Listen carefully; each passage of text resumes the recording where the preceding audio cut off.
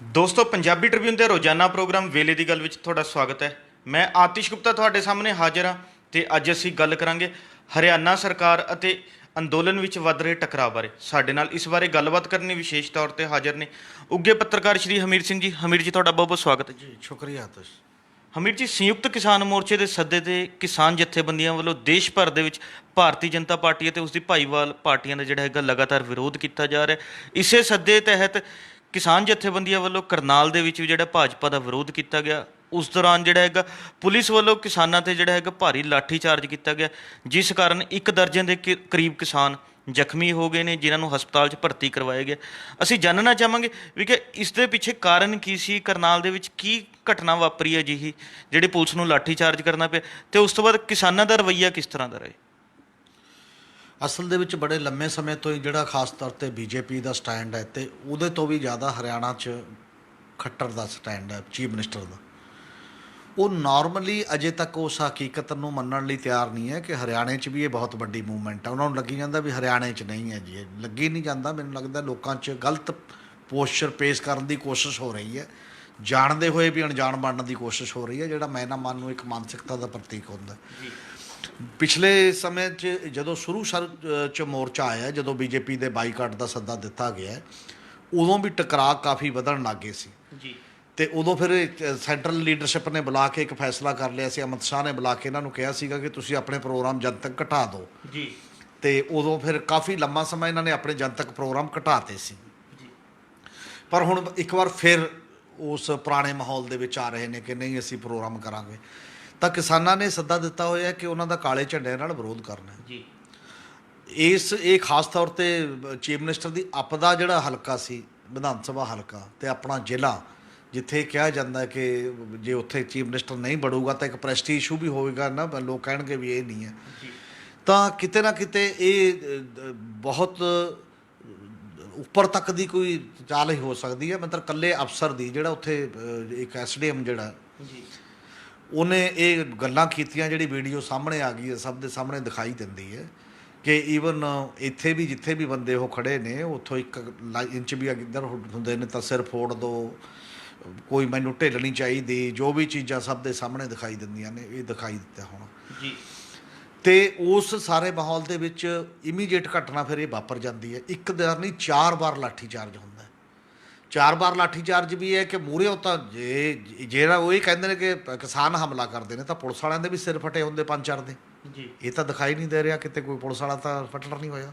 ਇਹਦਾ ਮਤਲਬ ਕਿਸਾਨਾਂ ਦਾ ਰਿਐਕਸ਼ਨ ਹਿੰਸਕ ਨਹੀਂ ਸੀ, ਉਹਨਾਂ ਨੇ ਡਾਂਗਾਂ ਮਾਰੀਆਂ ਅਤੇ ਡਾਂਗਾਂ ਖਾਧੀਆਂ, ਔਰ ਕਈਆਂ ਦੇ ਤਾਂ ਸਿਰ ਬਕਾਇਦਾ ਐਵੇਂ ਫੋੜੇ ਗਏ। ਜਿਹੜਾ ਉਹ ਦੱਸ ਰਹੇ ਨੇ ਨਾ ਵੀ ਜਿਹਦੇ ਉਹ ਪੱਗ ਵਾਲਾ ਇੱਕ ਨੌਜਵਾਨ ਮੁੰਡਾ ਸੀ, ਪੱਗ ਕਰਕੇ ਸਿਰ ਬਚ ਗਿਆ, ਜਦੋਂ ਡਿੱਗਿਆ ਅਤੇ ਉਹਦੇ ਸਾਈਡ 'ਤੇ ਲੱਗਦਾ ਅਤੇ ਉਹਦੇ ਨੱਕ 'ਤੇ ਵੱਜਦੀ ਹੈ, ਉਦੋਂ ਬਾਅਦ ਉਹ ਮਾਹੌਲ ਆਉਂਦਾ।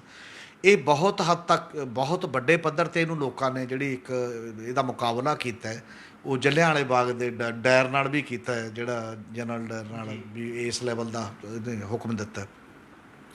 ਇਸੇ ਕਰਕੇ ਇਹ ਜਿਹੜਾ ਟਕਰਾਅ ਹੈ ਜਿਸ ਲੈਵਲ ਦਾ ਹੋਇਆ ਹੁਣ, ਜੇ ਇਹ ਟਕਰਾਅ ਅੱਗੇ ਵੱਧਦਾ ਹੈ ਤਾਂ ਇਹ ਕਾਰਵਾਈ ਕੀ ਹੈ? ਕਾਰਵਾਈ ਕਿਤੇ ਨਾ ਕਿਤੇ ਕਿਸਾਨ ਅੰਦੋਲਨ ਜਿਹੜਾ ਪੀਸਫੁਲ ਹੈ, ਜਿਹਦੀ ਤਸਵੀਰ ਹੀ ਇਹ ਹੈ, ਸੰਯੁਕਤ ਕਿਸਾਨ ਮੋਰਚਾ ਹਮੇਸ਼ਾ ਕਹਿੰਦਾ ਕਿ ਅਸੀਂ ਸ਼ਾਂਤਮਈ ਰਹੇ ਹਾਂ, ਹੁਣ ਵੀ ਹਾਂ ਅਤੇ ਰਹਾਂਗੇ ਵੀ। ਉਹਨੂੰ ਇਹ ਪ੍ਰਵੋਕ ਕਰਨ ਦਾ ਤਰੀਕਾ ਹੈ ਕਿ ਕਿਸਾਨ ਇਸ ਪਾਸੇ ਆਉਣ, ਹਿੰਸਾ ਕਰਨ, ਅਤੇ ਹਿੰਸਾ ਕਰਕੇ ਫਿਰ ਅਸੀਂ ਅੱਗੇ ਹਿੰਸਕ ਮਾਹੌਲ ਇੱਕ ਬਣਾ ਦਈਏ, ਗੜਬੜ ਹੋਏ। ਜੇ ਓਵਰਆਲ ਤੁਸੀਂ ਦੇਖੋ ਕਿ ਐਡੇ ਵੱਡੇ ਅੰਦੋਲਨ 'ਚ ਹਿੰਸਕ ਮਾਹੌਲ ਆ ਜਾਂਦਾ ਹੈ, ਤਾਂ ਸਰਕਾਰਾਂ ਕੀ ਸਮਾਜ ਨੂੰ ਪੂਰੀ ਗ੍ਰਹਿ ਯੁੱਧ ਦੇ ਵਿੱਚ ਬਦਲ ਦੇਣਾ ਚਾਹੁੰਦੀਆਂ ਨੇ?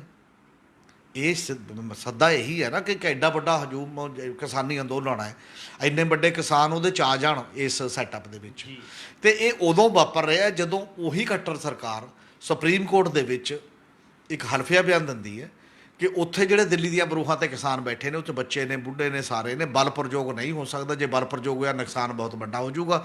ਇਸ ਲਈ ਸਮਝਾ ਬੁਝਾ ਕੇ ਕੋਈ ਫੈਸਲਾ ਹੋਣਾ ਚਾਹੀਦਾ, ਗੱਲਬਾਤ ਨਾਲ ਹੋਣਾ ਚਾਹੀਦਾ ਜੀ। ਅਤੇ ਉਹੀ ਆ ਕੇ ਇੱਥੇ ਇਹ ਕੰਮ ਕਰ ਦਿੰਦੇ ਨੇ।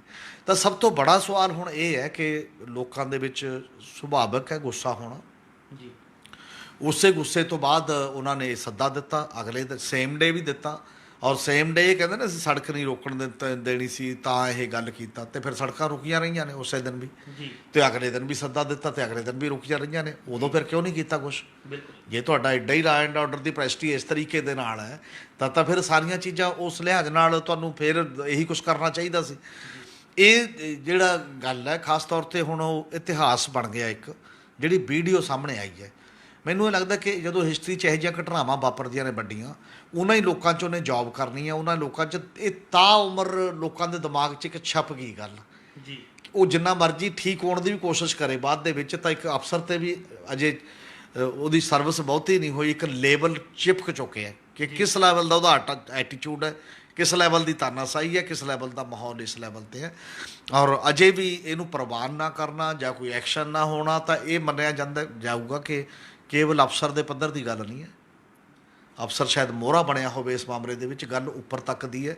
ਔਰ ਜਦੋਂ ਪ੍ਰੋਟੈਕਸ਼ਨ ਹੁੰਦੀ ਹੈ ਉਸ ਮਾਮਲੇ 'ਚ, ਔਰ ਕਿਹਾ ਗਿਆ ਕਿ ਕਰਨਾਲ ਦੇ ਡੀਸੀ ਨੇ ਕਿਹਾ ਸ਼ਬਦ ਤਾਂ ਗਲਤ ਨੇ, ਬਾਕੀ ਵੀ ਕਹਿੰਦੇ ਨੇ ਸ਼ਬਦ ਤਾਂ ਗਲਤ ਨੇ। ਸ਼ਬਦ ਦਾ ਕੀ ਮਤਲਬ ਹੁੰਦਾ? ਸ਼ਬਦ 'ਤੇ ਤੁਸੀਂ ਦੇਸ਼ ਧਰੋਹੀ ਦਾ ਪਰਚਾ ਦਰਜ ਕਰ ਦਿੰਦੇ ਹੋ। ਜੀ ਇੱਕ ਸ਼ਬਦ ਹੀ ਬੋਲਦਾ ਬੰਦਾ ਕਿ ਮੈਂ ਆਹ ਕਹਿਣਾ ਚਾਹੁੰਦਾ, ਤੁਸੀਂ ਕਹਿੰਦੇ ਉਹਦਾ ਇੱਕ ਭਾਸ਼ਣ ਹੈ, ਇਹ ਭਾਸ਼ਣ ਦੇਸ਼ ਧਰੋਹ ਬਣਦਾ ਹੈ। ਜੀ ਤੇ ਫਿਰ ਸ਼ਬਦਾਂ ਦੀ ਖੇਡ ਜੇ ਦੂਜੇ ਦੇਸ਼ ਧਰੋਹ ਬਣਦਾ ਤੇ ਇਹ 'ਚ ਕਤਲ ਵੀ ਬਣਦਾ, ਤਾਂ ਇਹਦੇ 'ਚ ਫਿਰ ਬਾਕੀ ਚੀਜ਼ਾਂ ਵੀ ਬਣਦੀਆਂ ਨੇ। ਬਿਲਕੁਲ ਜਾਂ ਦੂਜਿਆਂ ਤੇ ਵੀ ਸ਼ਬਦਾਂ ਦੇ ਖੇਡਦੇ ਹੋ ਤੁਸੀਂ, ਰੋਜ਼ ਖੇਡਦੇ ਹੋ ਨਾ, ਪਰਚੇ ਦਰਜ ਕਰੋ ਪਰਚੇ ਦਰਜ ਕਰੋ। ਜੀ ਤੇ ਜਿੰਨਿਆਂ ਵੀ ਉਹਨਾਂ ਨੇ ਕਿਹੜਾ ਕੋਈ ਕਿਸੇ ਦੇ ਗੋਲੀ ਮਾਰੀ ਹੁੰਦੀ, ਉਹ ਵੀ ਸ਼ਬਦ ਹੀ ਹੁੰਦੇ ਨੇ ਜਿੰਨੇ ਦੇਸ਼ ਧਰੋਹ ਦੇ ਵਿੱਚ ਅੰਦਰ ਜਾਂ ਬਾਕੀ ਦੇ ਚੀਜ਼ਾਂ ਨੇ ਤੁਸੀਂ ਕੀਤੀਆਂ ਹੋਈਆਂ। ਇਹ ਬਹੁਤ ਖਤਰਨਾਕ ਇੱਕ ਟ੍ਰੈਂਡ ਹੈ ਜਿਹੜੀ ਸ਼ਾਂਤਮਈ ਮੋਰਚੇ ਨੂੰ ਹਿੰਸਕ ਬਣਾਉਣ ਵੱਲ ਇੱਕ ਸੋਚੇ ਸਮਝੇ ਤਰੀਕੇ ਨਾਲ ਚੱਲਿਆ ਜਾ ਰਿਹਾ ਹੈ। ਇਹਨੂੰ ਗੁਰੇਜ਼ ਕਰਨਾ ਚਾਹੀਦਾ। ਕੇਂਦਰ ਸਰਕਾਰ ਨੂੰ ਵੀ ਇਹਦੇ ਤੋਂ ਮੈਨੂੰ ਲੱਗਦਾ ਸਮਝ ਆਉਣੀ ਚਾਹੀਦੀ ਹੈ, ਤੇ ਬਾਕੀ ਲੋਕਾਂ ਨੂੰ ਵੀ ਜਿਹੜੇ ਸੱਤਾ 'ਚ ਬੈਠੇ ਸਮਝ ਆਉਣੀ ਚਾਹੀਦੀ ਹੈ। ਇਹ ਜਮਹੂਰੀਅਤ ਦਾ ਪੈਮਾਨਾ ਤਾਂ ਬਿਲਕੁਲ ਨਹੀਂ, ਗੈਰ ਮਨੁੱਖੀ ਵੀ ਹੈ ਔਰ ਗੈਰ ਜਮਹੂਰੀ ਵੀ ਹੈ, ਦੋਨੋਂ ਤਰੀਕਿਆਂ ਤੋਂ ਇਹ ਨਿੰਦਣਯੋਗ ਘਟਨਾ ਹੈ। ਜੀ ਹਮੀਰ ਜੀ, ਜਿਵੇਂ ਕਰਨਾਲ ਦੀ ਇਹ ਘਟਨਾ ਵਾਪਰੀ ਹੈ, ਉਸ ਤੋਂ ਬਾਅਦ ਜਿਹੜਾ ਹੈਗਾ ਕਿਸਾਨ ਜਥੇਬੰਦੀਆਂ ਵੱਲੋਂ ਅੱਜ ਕਰਨਾਲ ਦੇ ਵਿੱਚ ਕਿਸਾਨ ਮਹਾਪੰਚਾਇਤ ਵੀ ਕੀਤੀ ਗਈ ਹੈ, ਉਸ 'ਚ ਵੀ ਕਈ ਅਹਿਮ ਜਿਹੜੇ ਹੈਗੇ ਫੈਸਲੇ ਲਿੱਤੇ ਗਏ ਨੇ।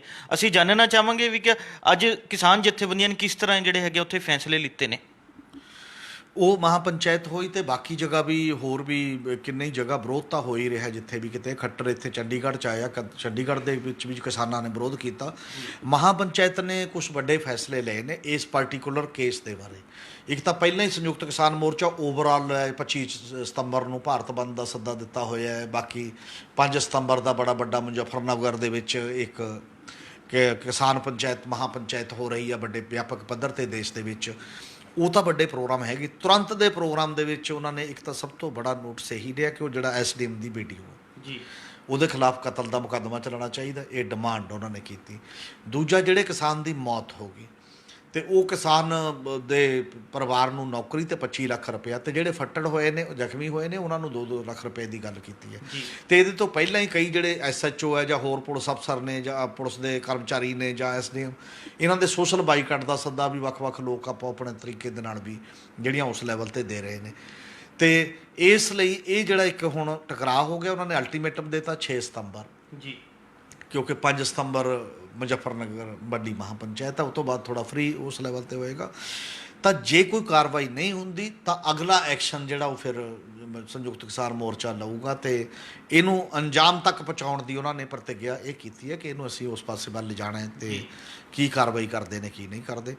ਪਰ ਕਿਸਾਨ ਅੰਦੋਲਨ ਦੇ ਇੱਕ ਸਮੁੱਚੇ ਕਿਸਾਨ ਅੰਦੋਲਨ ਨੇ, ਹਰ ਕਿਸਾਨ ਸੰਯੁਕਤ ਕਿਸਾਨ ਮੋਰਚੇ ਦੇ ਆਗੂ ਨੇ ਫੇਸਬੁੱਕ ਤੇ ਵੀ ਕਿਹਾ, ਸਮੁੱਚੀ ਮੀਟਿੰਗ ਕਰਕੇ ਵੀ ਕਿਹਾ ਕਿ ਇਹਨੂੰ ਹਲਕੇ 'ਚ ਨਹੀਂ ਲਿਆ ਜਾਏਗਾ, ਕਿਉਂਕਿ ਇੱਕ ਬਹੁਤ ਸੀਰੀਅਸ ਗੱਲ ਹੈ ਇਹ। ਤੁਸੀਂ ਇਹ ਫੈਸਲਾ ਕਰਕੇ ਤੁਸੀਂ ਡੈਮੋਕ੍ਰੈਟਿਕ ਗਵਰਨਮੈਂਟ ਤੋਂ ਚੁਣੀ ਗਈ ਗਵਰਨਮੈਂਟ ਤੋਂ, ਤੇ ਚੁਣੀ ਗਈ ਗਵਰਨਮੈਂਟ ਤਾਨਾਸ਼ਾਹ ਦੀ ਤਰ੍ਹਾਂ ਜਦੋਂ ਬਿਹੇਵ ਕਰਦੀ ਹੈ, ਫੈਸਲਾ ਕਰਕੇ ਲੋਕਾਂ ਦੇ ਸਿਰ ਫੋੜਨ ਦਾ ਐਲਾਨ ਕਰਦੀ ਹੈ, ਤਾਂ ਇਹਨੂੰ ਹਲਕੇ 'ਚ ਲਿਆ ਵੀ ਨਹੀਂ ਜਾਣਾ ਚਾਹੀਦਾ। ਔਰ ਇਹ ਹਲਕੇ 'ਚ ਜਦੋਂ ਨਹੀਂ ਤਾਂ ਹੁਣ ਅਗਲਾ ਟਕਰਾ ਗਵਰਨਮੈਂਟ ਕਿੰਨਾ ਝੱਲਦੀ ਹੈ 6 ਸਤੰਬਰ ਤੋਂ ਬਾਅਦ, ਜਾਂ 6 ਸਤੰਬਰ ਤੱਕ ਵੇਟ ਕਰਦੀ ਹੈ ਜਾਂ ਪਹਿਲਾਂ ਐਕਸ਼ਨ ਕਰ ਦਿੰਦੀ ਹੈ, ਇਹ ਇਹਦੇ 'ਤੇ ਨਿਰਭਰ ਹੈ। ਪਰ ਨਹੀਂ ਤਾਂ 6 ਤੋਂ ਬਾਅਦ ਇੱਕ ਹੋਰ ਮੇਰੇ ਖਿਆਲ ਹੈ ਵਿਆਪਕ ਟਕਰਾਅ ਵਾਲੀ ਸਥਿਤੀ ਬਣ ਸਕਦੀ ਹੈ ਜੇਕਰ ਨਾ ਇਹਦੇ 'ਤੇ ਕੋਈ ਫੈਸਲਾ ਹੋਇਆ। ਜੀ ਹਮੀਰ ਜੀ, ਕਰਨਾਲ ਦੇ ਜਿਹੜੇ ਐਸਡੀਐਮ ਦੀ ਉਹ ਵੀਡੀਓ ਹੈ ਉਹ ਹਰ ਪਾਸੇ ਚਰਚਾ ਦਾ ਵਿਸ਼ਾ ਬਣੀ ਹੋਈ ਹੈ, ਤੇ ਹਰਿਆਣੇ ਦੇ ਉਪ ਮੁੱਖ ਮੰਤਰੀ ਦੁਸ਼ਯੰਤ ਚੌਟਾਲਾ ਹੀ ਲੰਘੇ ਦਿਨ ਜਿਹੜੇ ਹੈਗੇ ਆ ਪ੍ਰੈਸ ਕਾਨਫਰੰਸ ਦੇ ਵਿੱਚ ਉਸ ਐਸਡੀਐਮ ਦੇ ਖਿਲਾਫ ਜਿਹੜਾ ਹੈ ਕਾਰਵਾਈ ਦਾ ਵਾਅਦਾ ਕਰਕੇ ਗਏ ਨੇ, ਤੇ ਉੱਥੇ ਹੀ ਅੱਜ ਮੁੱਖ ਮੰਤਰੀ ਮਨੋਹਰ ਲਾਲ ਖੱਟਰ ਜਿਹੜੇ ਨੇ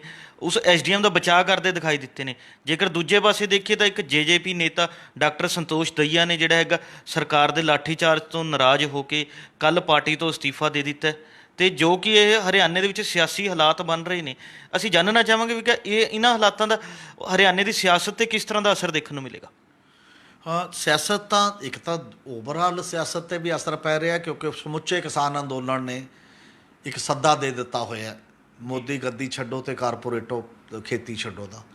ਉਹਦੇ 'ਚ ਵੀ ਭਾਰਤੀ ਜਨਤਾ ਪਾਰਟੀ ਦੇ ਖਿਲਾਫ ਉਸ ਲੈਵਲ ਦਾ ਇੱਕ ਮਾਹੌਲ ਬਣੇਗਾ, ਚਾਹੇ ਉਹ ਮੁਜ਼ੱਫਰਨਗਰ ਦੀ ਮਹਾਂ ਪੰਚਾਇਤ ਹੈ ਜਾਂ ਬਾਕੀ ਕਿ ਜੇ ਗੱਲ ਨਹੀਂ ਮੰਨਦੇ ਤਾਂ ਉਹਨਾਂ ਨੂੰ ਸੱਤਾ 'ਤੇ ਰਹਿਣ ਦਾ ਕੋਈ ਹੱਕ ਨਹੀਂ ਜੇ ਲੋਕਾਂ ਦੀ ਆਵਾਜ਼ ਨਹੀਂ ਸੁਣਦੇ।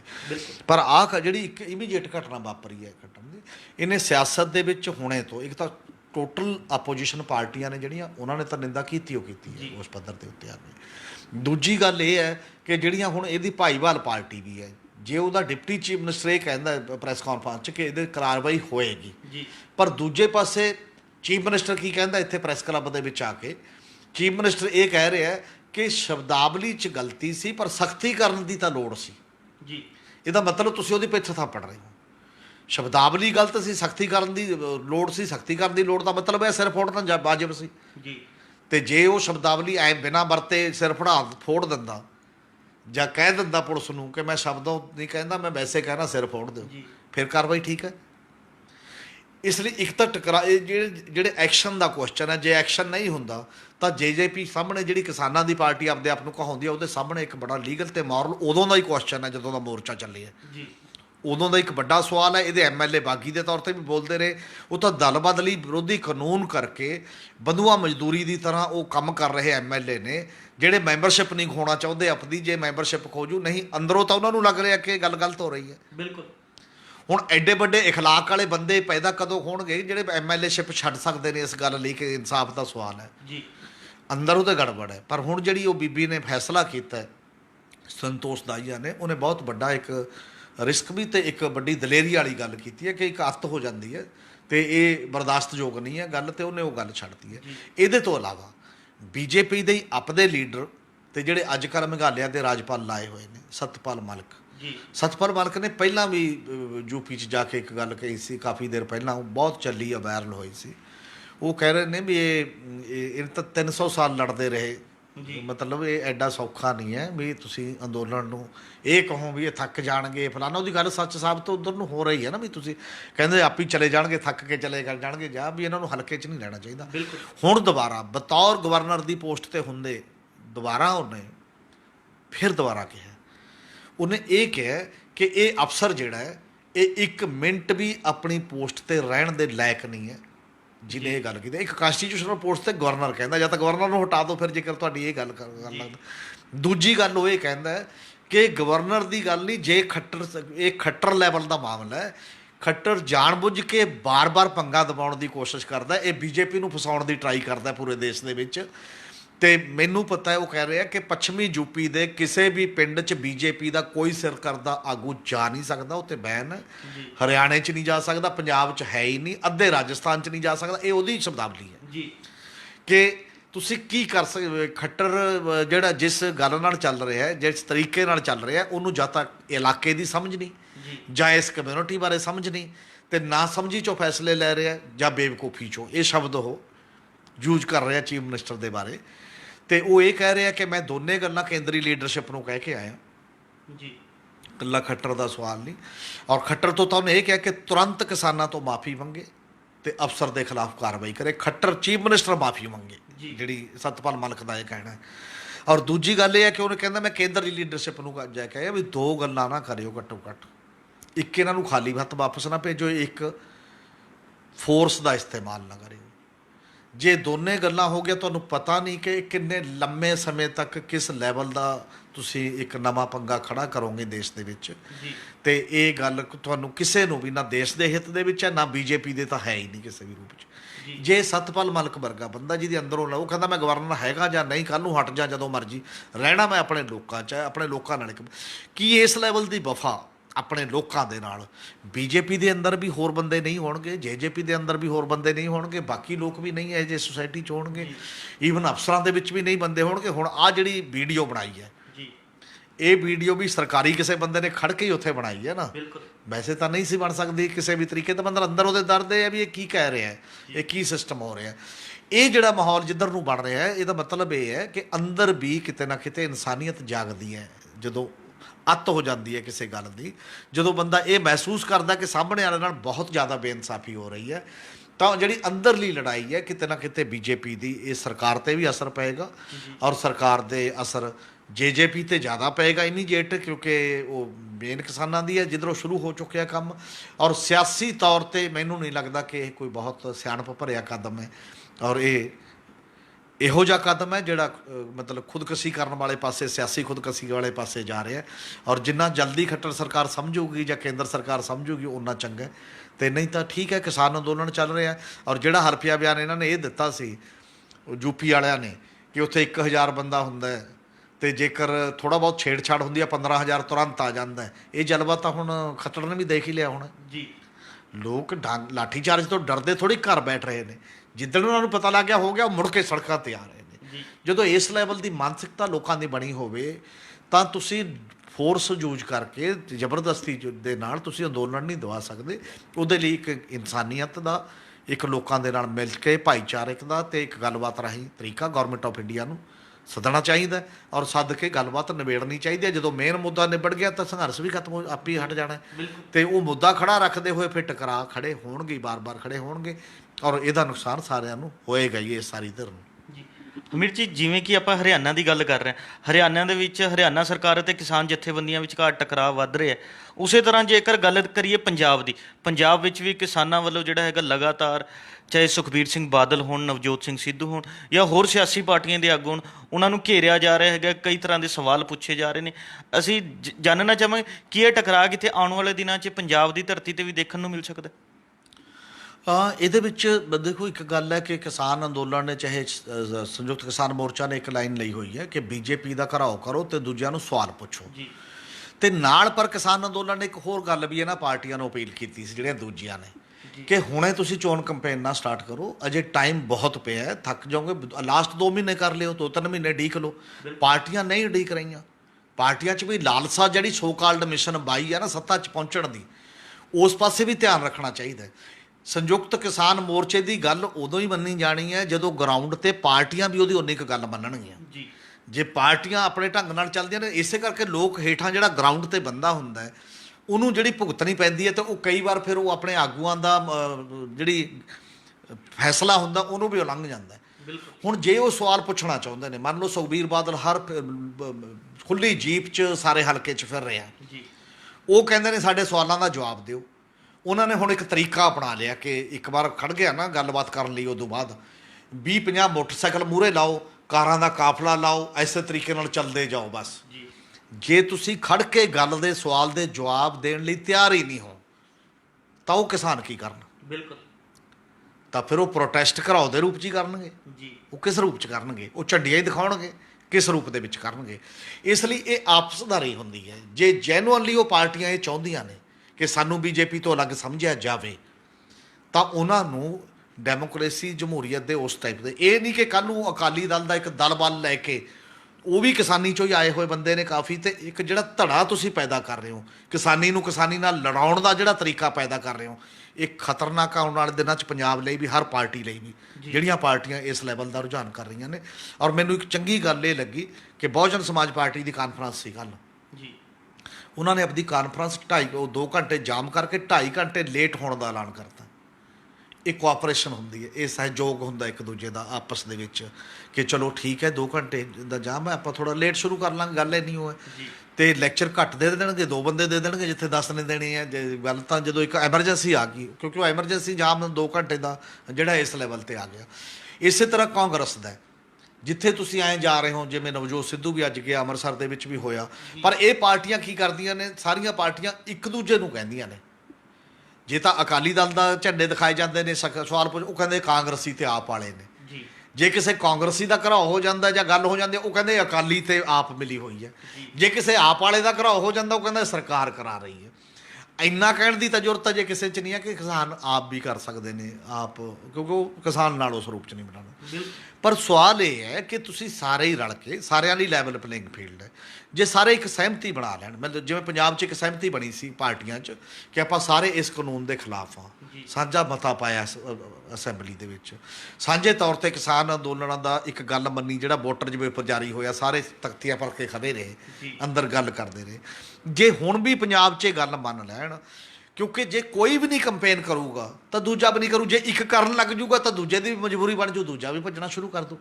ਜੇ ਇੰਨਾ ਕਿ ਇੱਕ ਆਪਸਦਾਰੀ ਦੇ ਵਿੱਚ ਮੈਨੂੰ ਤਾਂ ਲੱਗਦਾ ਆਲ ਪਾਰਟੀ ਮੀਟਿੰਗ ਹੋਣੀ ਚਾਹੀਦੀ ਹੈ, ਬੀਜੇਪੀ ਤੋਂ ਬਿਨਾਂ ਘੱਟੋ ਘੱਟ ਜਿਹੜੇ ਬਾਕੀ ਨੇ ਉਹਨਾਂ 'ਚ ਇੱਕ ਸਹਿਮਤੀ ਹੋਣੀ ਚਾਹੀਦੀ ਹੈ ਵੀ ਚਲੋ ਫਿਲਹਾਲ ਅਸੀਂ, ਕਿਸਾਨ ਕਹਿੰਦੇ ਨੇ ਮਹੀਨਾ 2 ਮਹੀਨੇ ਆਪਾਂ ਉਸ ਲੈਵਲ ਦੀ ਆਜ਼ਾਦ ਇੰਡੀਪੈਂਡੈਂਟ ਜਿਹੜੀ ਇਕੱਲੀ ਟੋਟਲ ਵੋਟ ਸਰਗਰਮੀ ਆ ਉਹ ਨਹੀਂ ਪੈਂਦੇ।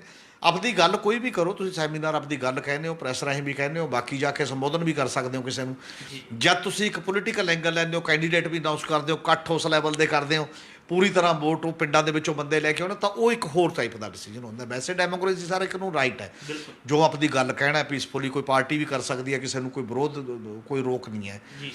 ਪਰ ਇੱਕ ਖਾਸ ਹਾਲਾਤ ਦੇ ਮੱਦੇਨਜ਼ਰ, ਜਿਸ ਖਾਸ ਨਾਜ਼ੁਕ ਦੌਰ ਦੇ ਵਿੱਚੋਂ ਕਿਸਾਨ ਔਰ ਪੰਜਾਬ ਗੁਜ਼ਰ ਰਿਹਾ ਹੈ, ਉਹਦੇ ਮੱਦੇਨਜ਼ਰ ਇਹ ਸਿਆਣਪ ਮੈਨੂੰ ਲੱਗਦਾ ਪਾਰਟੀਆਂ ਨੂੰ ਦਿਖਾਉਣੀ ਚਾਹੀਦੀ ਹੈ ਕਿ ਉਹ ਇਸ ਪਾਸੇ ਵੱਲ ਉਹਦੇ 'ਚ ਦਫੇੜ ਨਾ ਪਾਉਣ। ਭਾਈਚਾਰਕ ਸਾਂਝ ਇੱਕ ਬਣੀ ਹੋਈ ਹੈ, ਬਾਅਦ ਦੇ ਵਿੱਚ ਕੰਪੇਨ ਲਈ ਹੈ, ਸਾਰੇ ਕੰਪੇਨ ਕਰਨਗੇ, ਜਿਹਨੂੰ ਲੋਕਾਂ ਨੇ ਵੋਟ ਪਾਉਣੀ ਹੋਈ ਪਾ ਦੇਣਗੇ, ਨਹੀਂ ਤਾਂ ਨਾ ਸਹੀ। ਔਰ ਜੇ ਮੋਰਚੇ ਦਾ ਕੋਈ ਫੈਸਲਾ ਹੋ ਜਾਂਦਾ, ਜੇ ਉੱਥੋਂ ਕੋਈ ਗਰੁੱਪ ਆ ਜਾਂਦਾ, ਇੱਕ ਹੋਰ ਪੋਲੀਟੀਕਲ ਧਿਰ ਮੈਦਾਨ ਦੇ ਵਿੱਚ ਆਉਂਦੀ ਹੈ, ਫਿਰ ਆਪੀ ਹੈ, ਫਿਰ ਜਦ ਮਰਜ਼ੀ ਉਹ ਸ਼ੁਰੂ ਕਰ ਲੈਣ, ਫਿਰ ਕੋਈ ਗੱਲ ਨਹੀਂ ਹੈ। ਪਰ ਸਵਾਲ ਇੱਥੇ ਖੜਾ ਹੁੰਦਾ ਕਿ ਇਹ ਟਕਰਾਅ ਪੰਜਾਬ 'ਚ ਜ਼ਰੂਰ ਟਾਲਣਾ ਚਾਹੀਦਾ, ਕਿਉਂਕਿ ਪੰਜਾਬ ਤੋਂ ਖੜਾ ਹੋਇਆ ਮੋਰਚਾ, ਜਿਵੇਂ ਖੱਟਰ ਇਹ ਕਹਿ ਰਿਹਾ ਨਾ ਕਿ ਅਜੇ ਵੀ ਪੰਜਾਬ ਦੇ ਹੀ ਬੰਦੇ ਨੇ ਉੱਥੇ, ਤੇ ਇਹ ਮੇਰਾ ਖਿਆਲ ਹੈ ਮੁਜ਼ੱਫਰਨਗਰ ਦੀ ਮਹਾਪੰਚਾਇਤ ਦੱਸ ਦੂਗੀ ਵੀ ਅਜੇ ਵੀ ਪੰਜਾਬ ਦੇ ਬੰਦੇ ਨੇ ਕਿ ਨਹੀਂ ਬੰਦੇ ਨੇ। ਔਰ ਇਹ ਵੀ ਇੱਕ ਇਹਨਾਂ ਨੂੰ ਗੱਲ ਸਮਝ ਨਹੀਂ ਆ ਰਹੀ ਕਿ ਮਤਲਬ ਤਾਮਿਲਨਾਡੂ ਦਾ ਜਦੋਂ ਸਰਵੇ ਹੋਇਆ ਚੋਣਾਂ ਤੋਂ ਪਹਿਲਾਂ, ਉੱਥੇ ਤਾਂ ਇਕੱਲੇ ਕਿਸਾਨਾਂ ਦਾ ਸਵਾਲ ਨਹੀਂ, ਸਮੁੱਚੇ ਵੋਟਰਾਂ ਦੇ 82% ਨੇ, ਸਰਵੇ ਵਾਲਿਆਂ ਨੇ ਇਹ ਕਿਹਾ ਕਿ ਅਸੀਂ ਕਿਸਾਨ ਅੰਦੋਲਨ ਦੇ ਨਾਲ ਆ, ਉਹ ਠੀਕ ਹੈ, ਉਹਨਾਂ ਨਾਲ ਗੱਲਬਾਤ ਹੋਣੀ ਚਾਹੀਦੀ ਹੈ।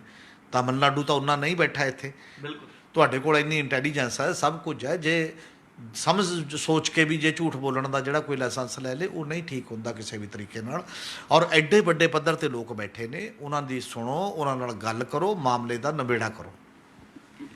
ਇਹ ਸਨ ਸਾਡੇ ਸੀਨੀਅਰ ਪੱਤਰਕਾਰ ਸ਼੍ਰੀ ਹਮੀਰ ਸਿੰਘ ਜੀ, ਜਿਨ੍ਹਾਂ ਨੇ ਆਪਣੇ ਵਡਮੁੱਲੇ ਵਿਚਾਰ ਸਾਡੇ ਨਾਲ ਸਾਂਝੇ ਕੀਤੇ। ਕੱਲ੍ਹ ਨੂੰ ਇਸੇ ਸਮੇਂ ਇੱਕ ਨਵੇਂ ਮੁੱਦੇ ਦੇ ਨਾਲ ਫਿਰ ਮਿਲਾਂਗੇ ਪ੍ਰੋਗਰਾਮ ਵੇਲੇ ਦੀ ਗੱਲ ਵਿੱਚ। ਧੰਨਵਾਦ।